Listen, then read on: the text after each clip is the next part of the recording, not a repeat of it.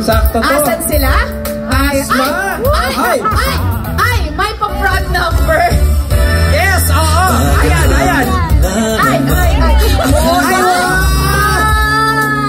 Congratulations!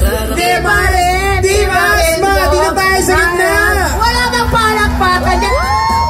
Box, entrance pa lang yun. Pasok pa lang. Pasok pa lang yun. Pasok pa lang yun. Yeah, so, paano na lang kung daanin na natin sa actingan agad-agad? Pwede ba kayong umacting? Ayan, pero taga-saan ang team?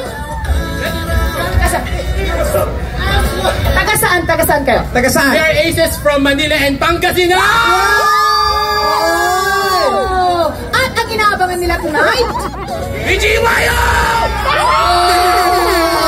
Ayan! So, kung ready na, actingan na! Okay, pa-actingan na tayo dito dahil pakita natin paano ang Team Asma! Naku, paano nga ba? Ayan! So, bongkas ang actingan.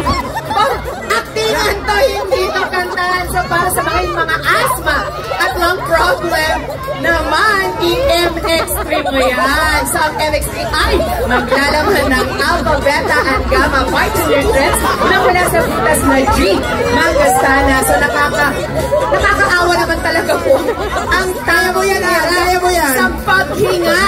Ayan, so lalo na kung may plema. So, ang inireseta ng pampaluwag ay ang panandalian lamang ang epekto. So, pero, sa MX3 Plus, ayan, sa MX3, nagpapalakas ng baga at naiiwasan ang madalas na pag-atake ng asthma wall dahil ang Santon Green ay isa sa pinakamalakas na antioxidant na lumalaban sa toxin at pollution. So, kaya mag-MX3 araw-araw para sa malakas na baga. Grabe! Alam mo, habang nag-i-stroke ka dyan, iba-ibang eksena ha. Kaya nga. May props! May props!